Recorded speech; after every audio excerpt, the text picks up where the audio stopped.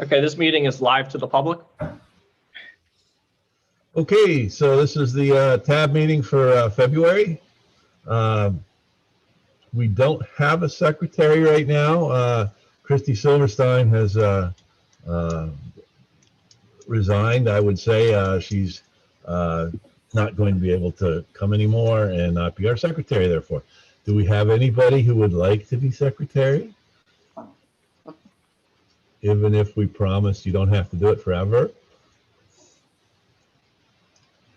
Or if we say just for today?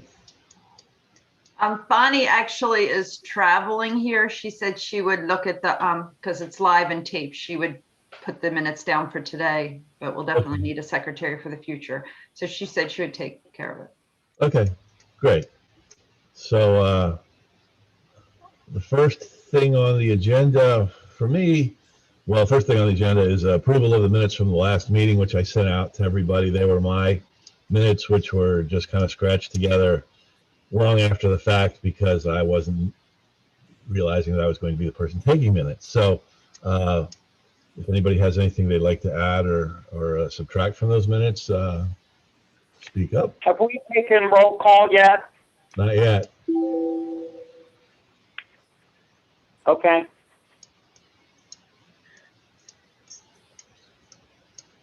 Okay, so does anybody want to approve the minutes then? I move to approve the minutes. Second. Second. Okay, all in favor? Aye. Aye. Okay, thank you. Opposed? Okay, so the minutes are approved. Now we'll do the roll the roll call.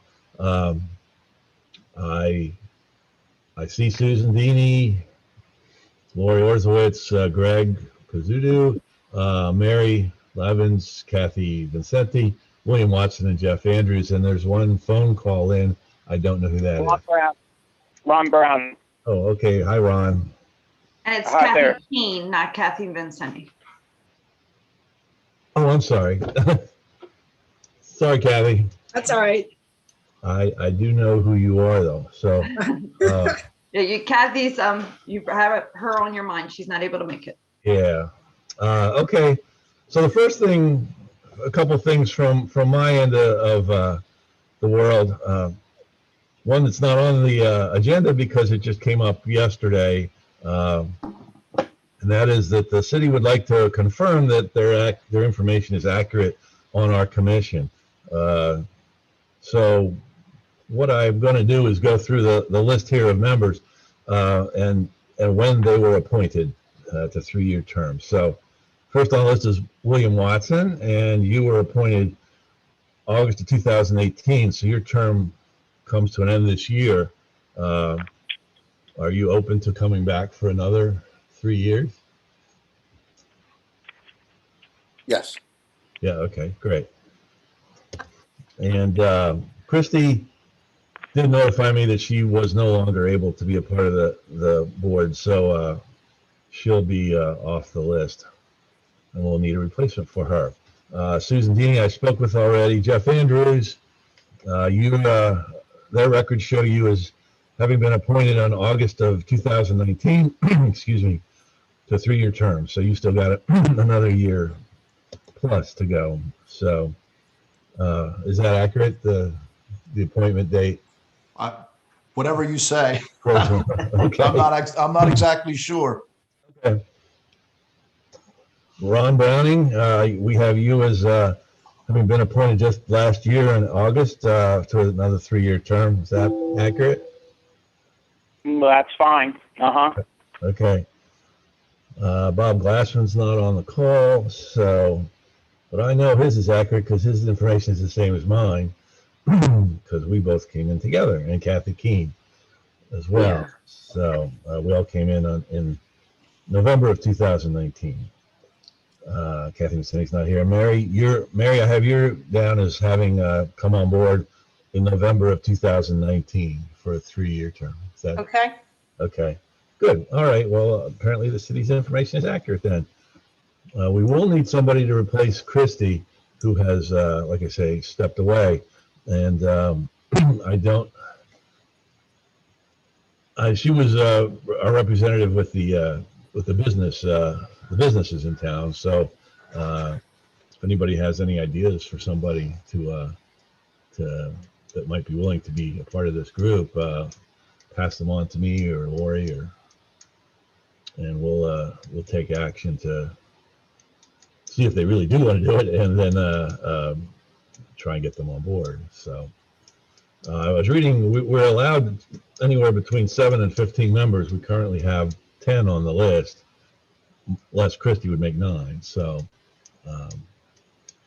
there's room for others too. So if you know anybody that wants to become a part of the board, let me know and I'll pass the word on and we'll try and get them on board. The more the merrier.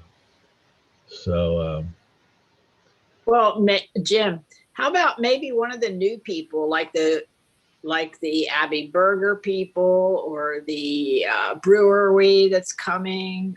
What do you think about those people, Laura? You probably know them better. I think right now they're probably so caught up with getting their businesses open. As far as a new person, Christy was retail. So we definitely need a retail. Brookbend is a new store and Right. established now. He may be a good choice. Abbey Burgers, we have Stephanie representing for restaurants. Right. Doesn't mean that Abbey Burgers can't be on. I love the idea of the brewery too. So I think once they're open and, established a little, I think it's a great idea. Right. I think as far as retail, yeah, we do need somebody. And I think that new people would like to, it's a way for them to get to know the Haverty Grace and how the whole tourism thing works. And, so that's why I thought a new person might be good. I agree. I know Jolene runs the merchant meetings. Jim had suggested Jolene, which I think would be a great choice. But she is a part of a lot of groups. She's also on the Alliance. So we don't want to overburden her. Another one is Blue Heron. Blue Heron, they're a great couple ladies. They might be interested too. So there's a couple options. If anybody feels strongly about any of them, Jim or myself can approach them if you feel. I think any of those sound good. I agree. I don't really personally know any of them, so. Brookbend has been really connecting with all the stores. He actually offered free delivery to any of the stores. If anybody placed any orders online, they would deliver them. So I think he's very engaged with all the other retail, which is somebody that we want, because the idea is to report back here what all the businesses are doing. So if you want, I'd be happy to reach out to him. I think he'd be great. Yeah, I think it'd be a good idea. Okay. Well, Jim, I'll talk to you. Between the two of us, one of us can reach out to him. okay. All righty. And then the next thing on the chairperson's report, I just wanted to explain to you what happened, because I know I got to you guys with very short notice on the question about the legislative proposals from the state of Maryland. The reason that happened outside of a regular meeting cycle was because it came up, and the meeting that the input was needed for was that very same week. So we needed to get an answer. I didn't want to just commit the tab group to anything by myself, so I wanted to get a hold of as many of you as I could and see where you stood. Well, it turned out everybody pretty much stood the same place. So so we did get that done. And I just wanted that explanation to you, because I know it came kind of out of the blue, and I was like in a hurry, and I'm not usually in a hurry too much for things. So that's that. So unless anybody has something else they'd like to say about that, we'll move on to the tourism office report. Hey, Jim, real quick. So we did not have enough support for a letter from us, from the tab. Yeah, we did put a letter together. Oh, we did. Yeah. So it was, okay. I know you were taking find out who was in support and who wasn't. Right. And like I said, everybody was kind of on the same page, so it was Okay, great. easy to do. So, okay, so Lori, if you want to do the tourism office. Sure. So just a couple things. Whoops, yeah, I am unmuted. Okay. At our admin meeting, Patrick did announce that our trolley will be happening this year. Everything is on track. The next step is picking the trolley up and actually purchasing it. So that's pretty exciting. It just depends on how long it takes to build it. And we overcame a lot of the hurdles, the last one being the weight, and that was approved. So now it's just a matter of purchasing it. And I think the idea is to purchase two. I'm sure a lot of that will have to do with the cost. Who knows when events are going to start up again, but I'm hoping that at least it's here for the Waterfront Festival in August. I think that would be awesome to be able to get people around town with that. Hopefully it's sooner, but again, it'll just depend on where it's purchased from and how long it'll take. Any questions on the trolley before I move on? Okay. Is the route already defined? I'm sorry. I think the route was already defined. Is that right? We did talk about it. It's nothing has been set in stone. I'm sure Patrick, myself, and Adam will meet and set that. But I think the idea is almost like the Lafayette Trail, you know, heading down all the way down to like the museums to the Lock House, you know, and making the loop. But yeah, pretty much covering all downtown. So no matter where you park, whether you're parking for shopping and restaurants, that you could still hop on and go down to the museums or vice versa.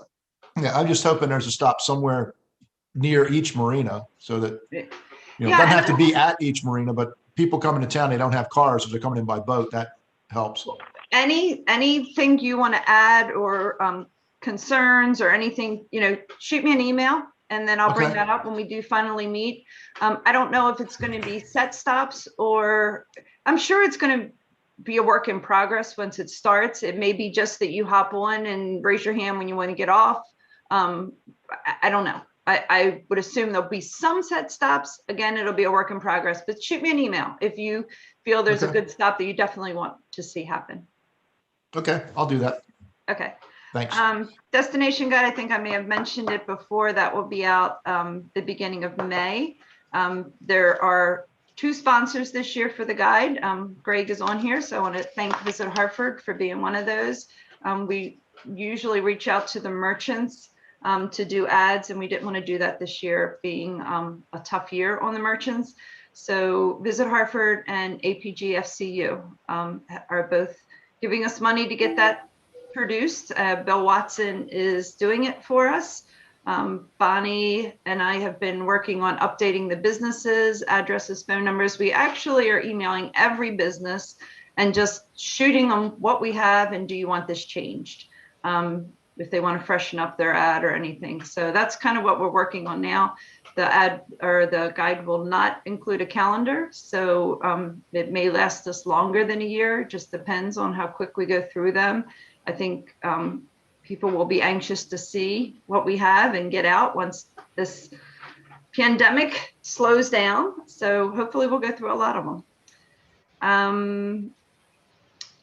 Ice Festival is scheduled for March 13th and 14th. So far, it is a go. The health department has approved the plan, the COVID plan for it. It's pretty much going to be very similar to previous years. Bambi has gotten quite a few new ice sculptures and really cool ones. This year, we talked and we decided it would be fun to have a theme. So all of the ice sculptures were kind of themed out, and it's fairies and fantasy.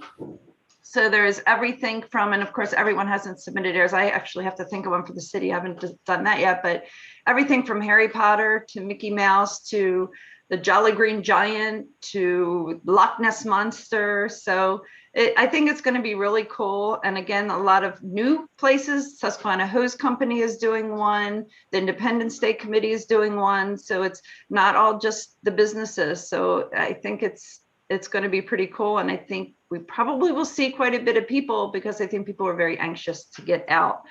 It'll be set up the same way. A little difference is where we typically would have a food truck and a hot toddy garden. This year, it will actually have to be roped off because of health department requirements. Everyone will have to have a mask on, just like they did with Holly Jolly, but there'll be tables in that roped off area where the food trucks are. So if you want to purchase food, you have to sit down, take your mask off, eat, put your mask back on if you're going to get up and move around. So that's actually going to have to be roped off, which it wasn't in the past. Of course, a hot toddy garden would have had to, but the food part will be roped off. She is still planning on doing the chili competition amongst the restaurants. This year, there's going to be a commemorative chili mug that you will take around. You'll still get your chili sample in the cup, and you can drop it in if you want or whatever. But the idea is to have a mug. So I know that always was successful. So that's the ICE Festival, March 13th and 14th. And typically that is Martin Luther King weekend in January. Bambi bumped it up in hopes that it could happen January. I don't think it would have. So let's see. First Fridays has been approved for May through October. Again, COVID and health department, as long as they accept it. Our plan is to have a regular First Friday in May, but that will certainly be determined closer to the date. We may have to have half the amount of vendors. We may not have food trucks. It may look a little different, or who knows, come May, maybe we'll be ready for it. But the council has approved May through October. We typically start in April, so we are not starting in April. It'll start in May. We have a couple new businesses, as Kathy mentioned earlier. I actually met with Marta, who is doing the Wedding Boutique, which is Billy Smith's old store. I went in yesterday. It's really a neat store. If you get a chance, stop in there. She's actually doing flowers and candy as well. So she has a nice cooler case with flower arrangements that you can purchase. She also has more wedding themed candy than just typical candy. For instance, she had like chocolate covered Oreos, and one looked like was white like a bride, the other one was black like a tuxedo for a groom. And the cocoa bombs and stuff like that. So not a ton of candy, but she did have some stuff. But then the idea is she's a wedding planner or organizer. So I know there's a lot of do-it-yourself weddings now. So you know how the brides now are so creative and they have all these fancy signs directing you to different things and all. She has all those signs in there that you can rent, or if she's doing your wedding, you can borrow them. So she has all kinds of neat knickknack stuff that has to do with weddings. She's very enthusiastic, super nice lady. So hopefully she'll do well. I know we. Listen, I can't talk. I'm in a meeting, another Zoom meeting. So it should be over. It'll be over by now. Anyway, so I think with us being having so many weddings in Havre de Grace, I think she'll be a big help. You could go in there and ask, I'm looking for a photographer, I'm looking for a florist, I'm looking for a venue. And she'll point you in the right direction and help you organize it. So she was super nice. Abby Burgers just got back to me. They're hoping to open like third or fourth weekend March. I was hoping they would open. Neither has responded back about ice sculptures. I was hoping they would open before Ice Festival, but they're due to open in March, as well as Battery Island Brewing Company. They just got back with me. They do have a Facebook page if you want to follow them. They just redid their floors. That looks really nice. I know he said he would not be open for St. Patrick's Day. He said it would just probably be too overwhelming. St. Patrick's Day beer, people coming in, and they just want to make sure they have enough for everybody. So I think he's shooting for the week after St. Patrick's Day. So that's good that we have new businesses coming. And the high school, that is also on track for the city to take over. Right now it's just working out the grants for the feasibility study and all that, but that is happening. So the city will eventually own and control the auditorium of the high school, which is awesome. Between having the Opera House, the State Theater, Opera House is 201 people. The State Theater, I believe can get up to 400 once he gets his balcony complete. And then we'll have the high school, which is up to 1,000 people. So that's that's pretty amazing. And, you know, they're talking about a band shell going down where the Maslins used to have their concerts down in the Swale. So we'll have an outdoor venue as well. I mean, we're going to definitely be, I know Bill's very excited about it. I mean, the arts are just going crazy in Haverty Grace, which is very, very exciting. And I'll let Bill talk about, you know, Grow Alley when we get to that point, more art stuff. So I think that's all I have, unless anyone has any questions for me. Oh, and also the visitor center is not open yet. I did ask about that. They're hoping as of March 1st to start having more employees back at City Hall. They don't see the visitor center opening in March. More of a concern for our volunteers than anything. So I'll keep you up to date when that opens. Is there a plan for the management of the auditorium? And I guess the gymnasium too, right? Aren't they getting both of those? Correct. No, I think that's all part of the feasibility study. Okay. And, you know, what it'll cost. And, you know, I know part of the plan is to have the Arts Collective run it. Is it going to be too big for that? Or are we going to add more people? That's all part of the study of what to do. It's definitely happening. And now it's just working out all of the. Okay. I know John Narvell has been pushing the idea of having the fellow that runs the community center, the Harford County Community Center up by on Lewis Lane, to somehow also run that, maybe work out some sort of an arrangement with the county or whatever. The activity center, you mean? Right, the one, Yeah. yeah, activity, did I say community? Yeah. And so that's another thought, because most people talk about the auditorium and nobody ever mentions the gymnasium, but there's 2 gymnasiums in there that are really important for the rec committee because we just don't have a lot of indoor space to do programs in. The new school, in essence, has 2 gymnasiums, but they're destroying 3 gymnasiums to get those 2. So, and everything in Haverty Grace is growing, not shrinking. So it's very, it'll be a very important part of the rec committee to have that facility available as well. So I know we're speaking as part of the rec committee. We're very interested in helping that work out. So and once the study is done, that's when I guess all the rubber will really hit the road as to how it's going to happen. So, but that's a good thing. One question I have for you, Lori, actually 2 questions. One, is it possible to get some brochures and things? Because Carol at Dispenser Silver is running out of. Absolutely. Believe it or not, the 2020 guides are still, Yeah. looking to have. If anybody needs any, just shoot me an email and I'll bring them by. Okay. And is the trolley going to run like every weekend or just for special events or?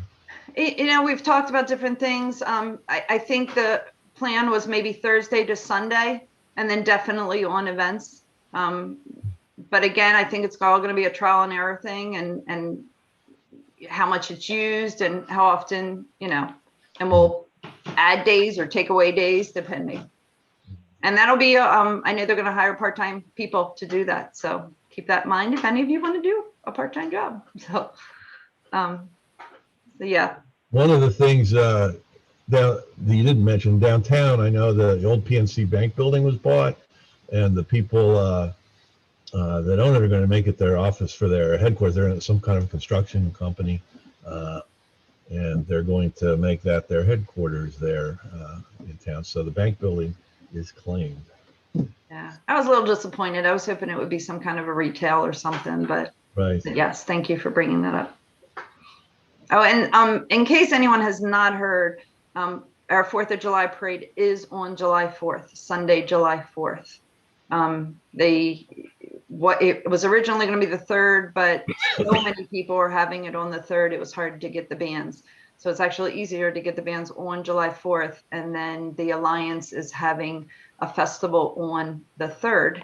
That Saturday. Bambi's just ramping up. I think she'll probably get more into that after the ice festival, but she wants it to be kind of old time festival with like soapbox car races and stuff like that. So I'll let you know when I hear more about that. Okay, anybody have anything else for Lori? Okay, then we'll go on to the sector reports. The first is restaurants with Stephanie, and she's not with us today. So would anybody else have anything they want to say about restaurants? I do want to mention that they did the Love and Grace boxes for Valentine's Day. Creole de Graal joined in as well. So it was Coakley's, McGregor's, Larapin Catering, and Creole de Graal joined in to do the boxes. They were fantastic.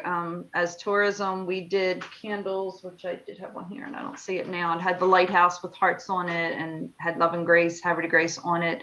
And they did really well. There is also another box coming out, which Bill, I guess you'll talk about that for Mardi Gras. But they're just a really neat way to have a good meal at home, be safe, and have the, fun. And actually, Sean Fortin joined into that box as well and did a paint night. So you could buy 2 canvases and the canvases went together to create like a heart or something. And that was kind of like your activity while you were, after you ate. So I did buy that, but we have not painted yet because we're arguing about it. Paul says I'm a bad painter and he wants to do the whole thing himself. So we're not going to go there. Laurie, Yes. have the restaurants have they ever talked about doing one for a single person? Because I know they're for a couple. I'm sure, there's no doubt in my mind that Stephanie would be more than happy to do that. The Mardi Gras boxes are single. They are not a couple. Oh, okay. Okay, great. Because I looked into getting one, but they were for 2 people and I didn't want to have that much. So If that ever happens again, give Stephanie a call at McGregor's. She would definitely do it for you. thank you. Sure.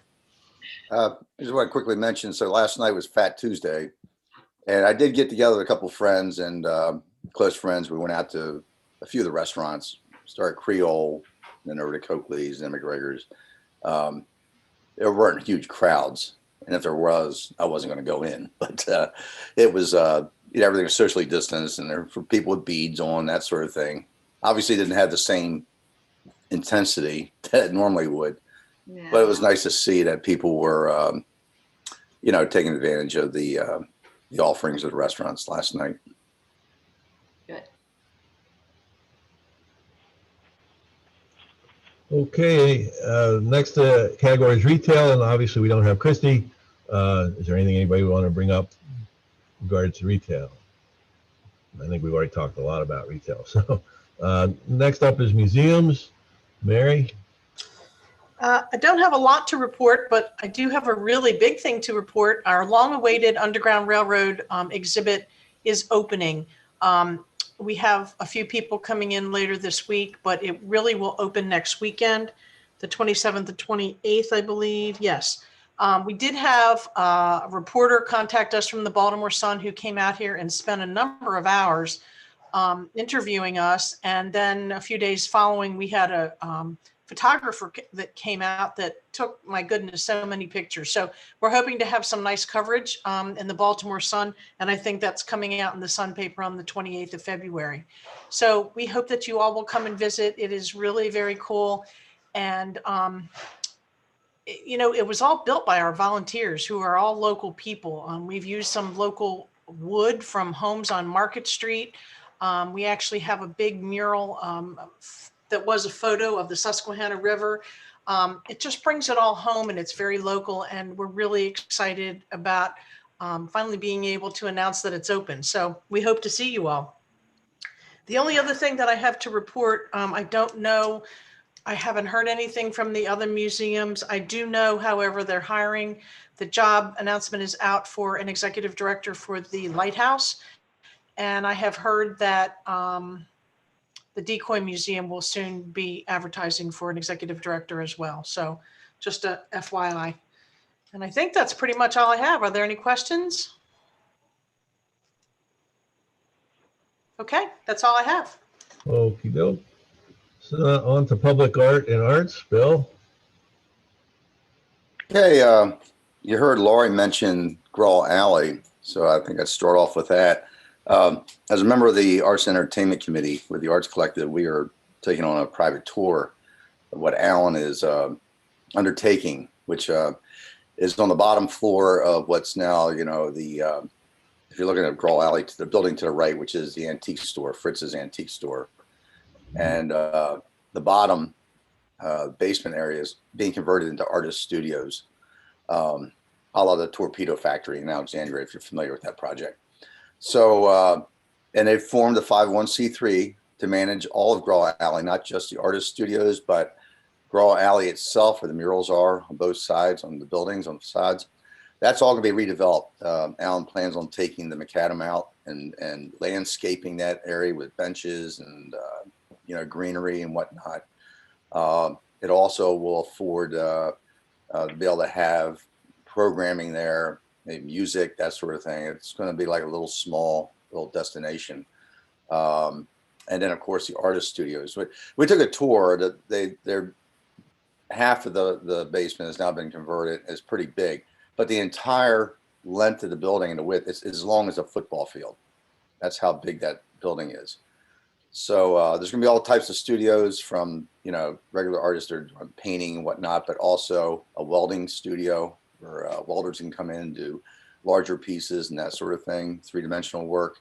They're having kilns put in, so we can have sculpture, pottery, ceramics, that sort of thing. It's quite an exciting project, and I know Pam Spelker's. I think she's integral in this. She's heading up, I think, the 501c3 with Alan. And it's going to be wonderful, and they're well underway. And also on the top part of the building, there's apartments right now that Alan manages, and he says through attrition, eventually those will become artist housing as well. So that's an exciting project. Can't wait to see it get off the ground. It's going to be a real destination. I have a question about that, Bill, a quick one. Now, will you be able to enter into the artist studios from Grawl Alley? Like, is there going to be a door? Yes. I'm thinking of a big door that you could, so it'll be part of it.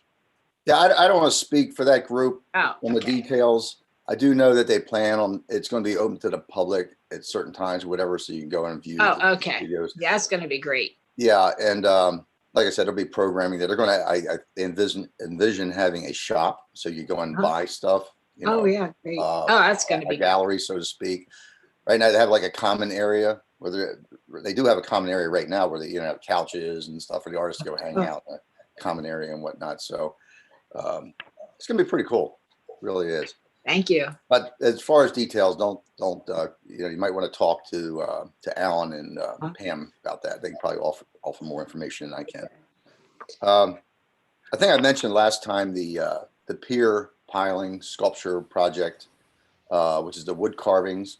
That's going to be down at the Lighthouse Pier. And I'm not sure if I mentioned this last time. We met with the artists, and the subjects are being considered right now. It's going to be 10 different sculptures that are going to go on these pilings, attached to these pilings. So that pier is going to turn into like a little mini sculpture park, if you will, of wood sculptures. And right now, the artist is working with Bronwyn Martin, who's donated the majority of the money for this project. And they're determining, it's going to be mostly, I think, a lot of birds and that sort of thing. So it's going to be like all nature subjects. So that's pretty exciting. And I met with the city a couple of weeks ago, and the city is excited about the project. They're talking about having it lit when it's completed. And we anticipate it's going to be completed sometime, maybe late spring. So what was the name of that artist? Because they can go on his Facebook page. I did that. Joe, and get an idea. Joe Stebbing. Joe, I think he's got a website, Joe Stebbing Chainsaw. Yes, yeah, it was that. I looked that up on Facebook, and his stuff was amazing. It is. So I'm just waiting to get the final, the final subjects and whatnot.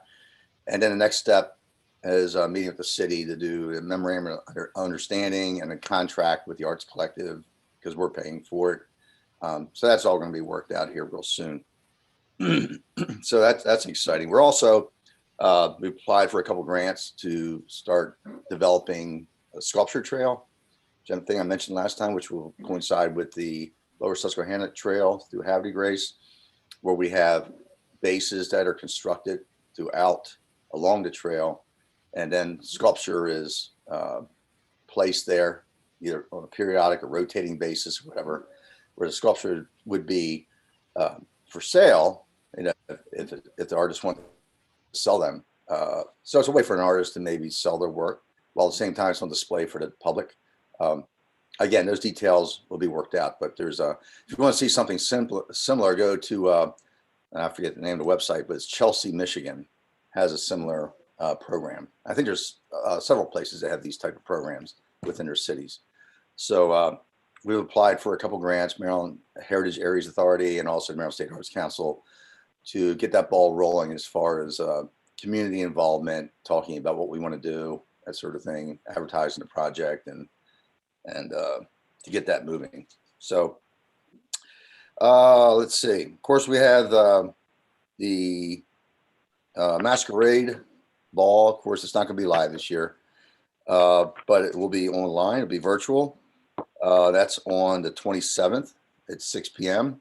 You can purchase a ticket. If you go to hdgartscollective.org, you can buy a ticket just for the online show, which is $10, or with a dinner for $35. And Chef Mac will be preparing those meals at the, we're doing this in concert with the American Legion. And you can pick up the meal at the American Legion, take it home, watch the show.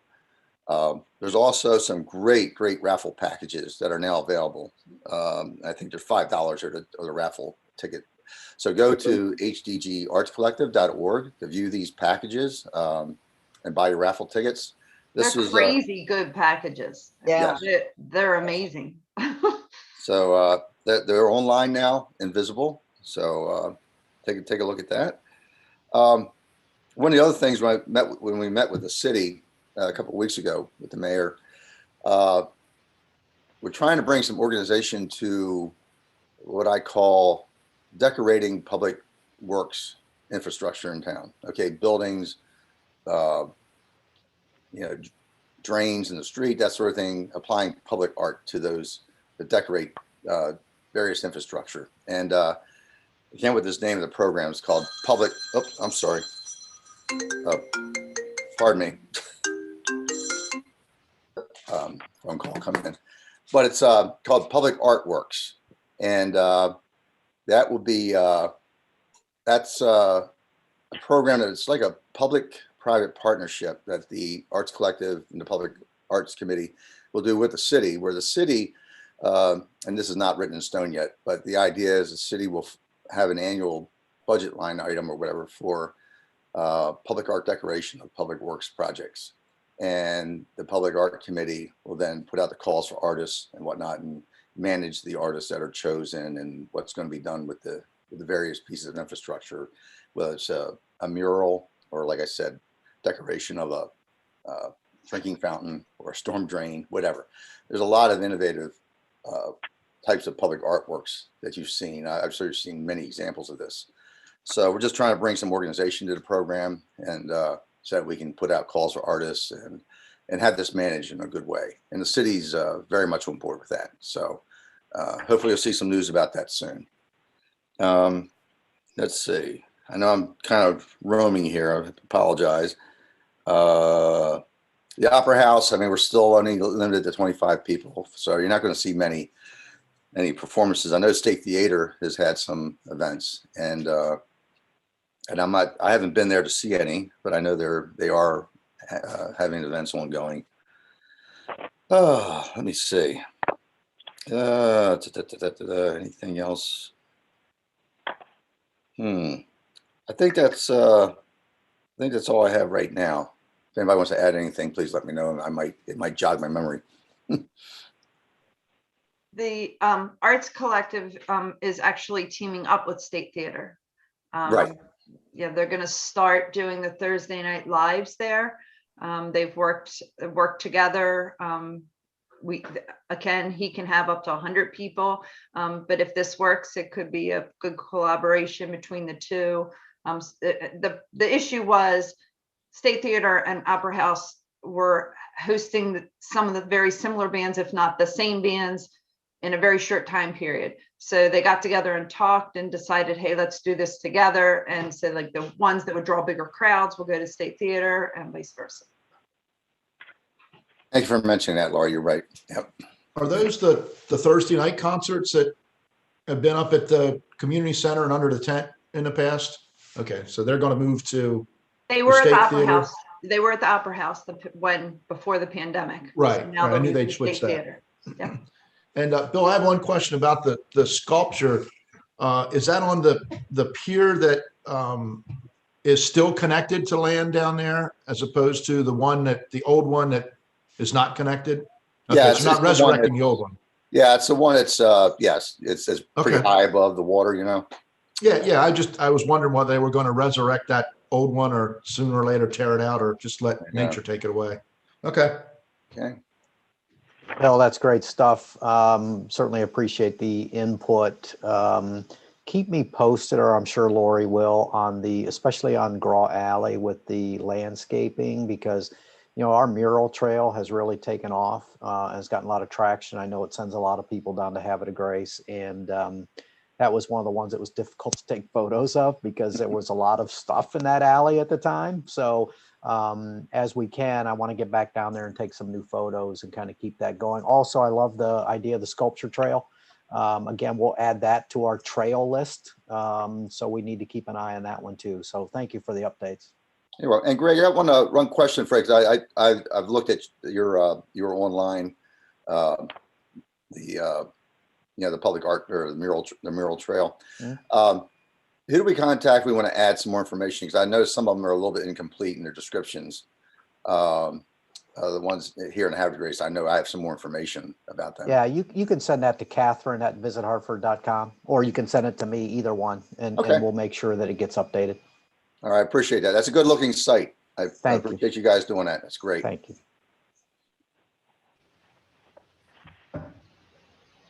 Okay, thank you, Bill. Next up is outdoor recreation, Jeff.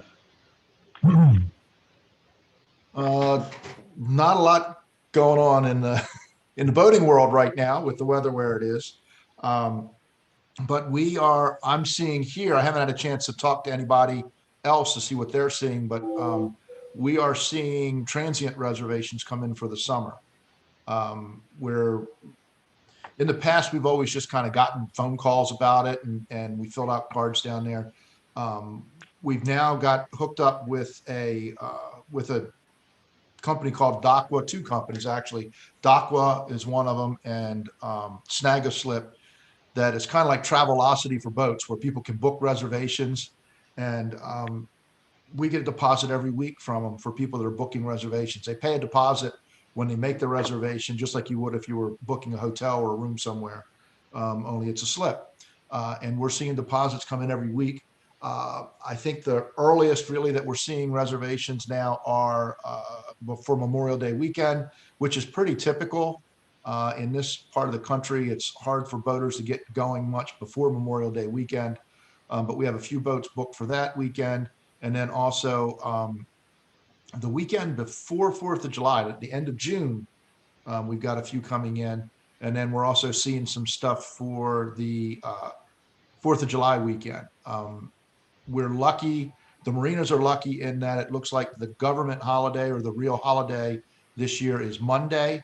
And when I first heard that they were switching it to the 4th on a Sunday, those of you that have talked to me in the past about it could probably imagine my reaction was to just start pulling my hair out and wringing my hands. But I looked back and saw if that holiday is the day after the 4th, if it's a Monday, then Sunday is not a problem. Some of our bigger weeks, actually, our bigger years have been when the events have been on a Sunday with the Monday holiday. So boaters have a chance to get back home the day afterwards.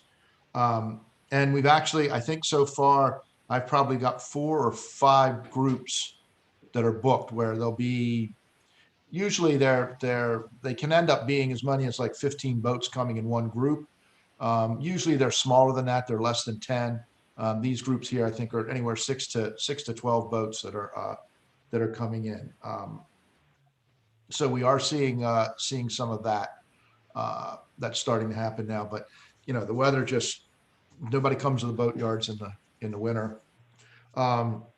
The sailing camp is still forging onward in hopes that we can actually have a youth sailing program this summer. I am lucky that I got nominated to be on the COVID prevention committee or the COVID plan committee.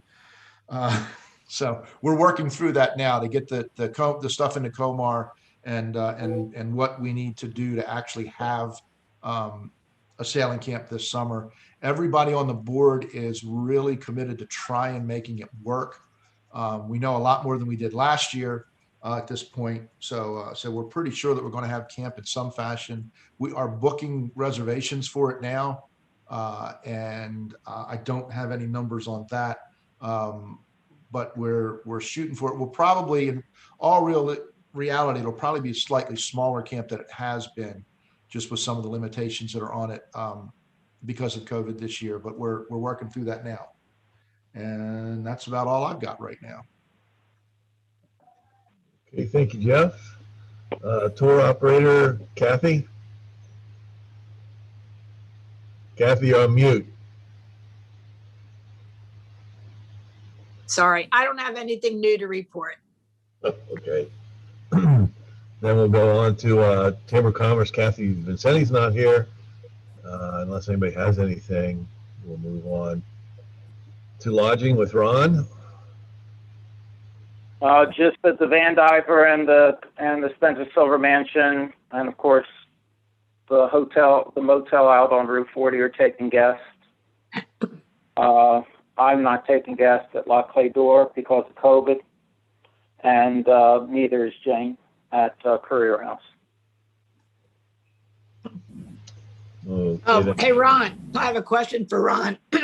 Ron, this is Kathy. Do you plan to resume taking guests at some point? Well, that's undecided right now. I mean, vaccines are not available as easily as they should be, and so on. And I've even read, of course, I get B&B information and so on. Canada is even charging extra fees, which I would even suggest, but they're charging extra fees to clean the rooms after people have stayed in them. But COVID, because you think about a room, we all have rooms in our houses or apartments, and you just think of how deep it has to be cleaned and sanitized, the bathroom, and so on and so forth, before the next guest would feel safe going into it. Yeah. And that's an expense that the B&B or the motel has to incur. Yeah. So in Well, Canada, they're charging a surcharge. well, I hope you are able to get, Jane is probably not going to be opening up the Courier House. It doesn't look like that's going to be happening. But so I do hope you can eventually open up La Clé d'Or. Well, it's hard to go through a year without any income. I know. I can imagine. Thanks. Okay, sure. Is that it then? Yeah. Okay. And then last visit, Hartford, Greg? Yeah, I don't have too much. I mean, obviously, we're trying to do like everybody else and figure out what we can do, what we can't do, where do we advertise, how do we advertise to bring people in. There's a couple different things that the summer sports tourism is starting to pick up. The hotels are having rooms booked. We continue to push our trails because they're outdoors. And so we're trying to continue to promote those. We're just trying to continue to do what we can to keep people safe, but at the same time, have them do some type of economic stimulus via tourism. So restaurant week went well. We had 39 restaurants sign up, and we heard very much positive feedback from the restaurants that participated that really was needed. We tried to talk to them about doing some overnight packages with some of the locations so they could do a dinner and a overnight somewhere. That didn't seem to go over as well as I was hoping. We have opened a couple new hotels recently. And, you know, Lori and I have been working together and trying to plan out some of these new things. So, you know, I'm excited about the Battery Island Brewery and Abbey Burger and some of these other things that are coming. We have just now purchased a camera that allows us to take 360-degree videos, and we can now do tours of different locations. And we'll start doing that when the weather breaks a little bit and it's a little nicer out, so that we can put those on our website.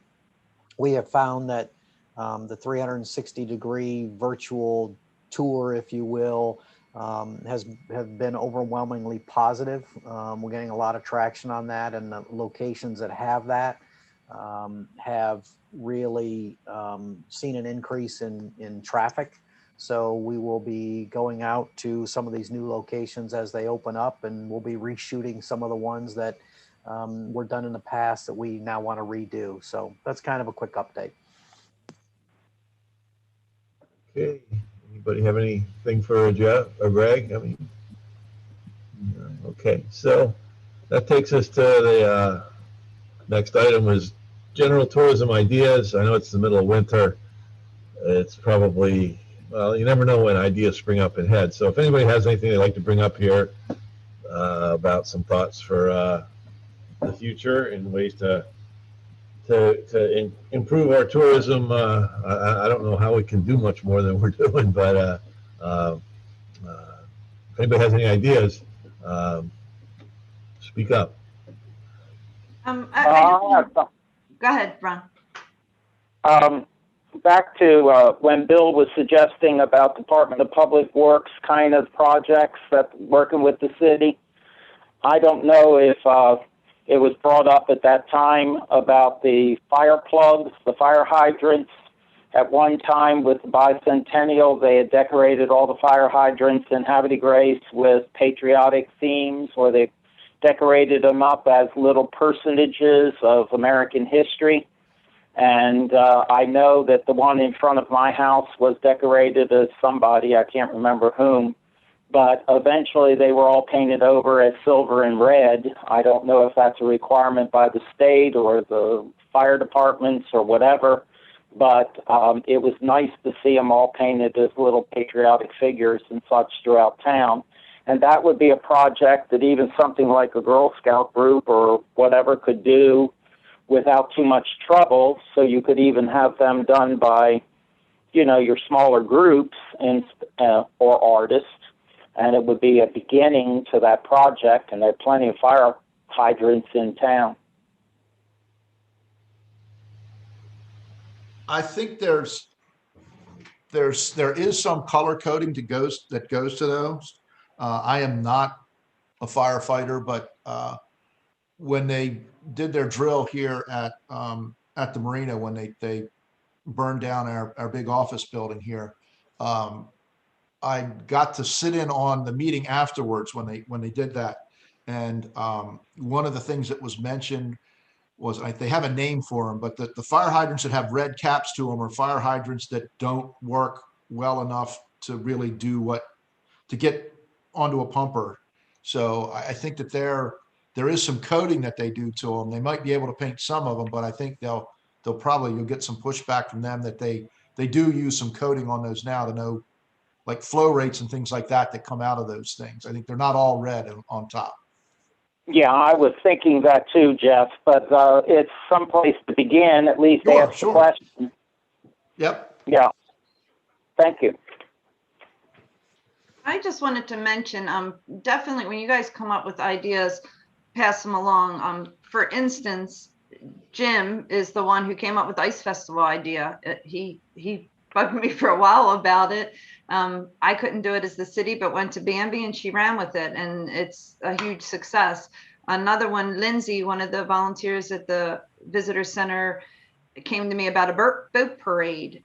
So I went to Julie Runke. Apparently she has talked to you, Jeff, and Chris, and so now a boat parade is being planned as part of the Waterfront Festival. So an idea that you might think is just too big for you to handle, pass it on, and I can, vet it to whoever the right place is and make these things happen. She certainly can. That's very true. Okay, any other thoughts? Okay, so the next meeting will be, we've switched to being on the third Wednesdays. That's permanent. So our next meeting will be on March 17th, which is St. Patrick's Day. So hopefully at 10 in the morning, y'all aren't too deep into the holiday yet, and we can have a productive meeting. Bill, I'm looking at you. So anyway, and that's it. So I'll entertain a motion to adjourn. I think Bill has to come dressed for the meeting, though. Right. Wear green. All right. Bye, You everyone. too, Susan. Bye.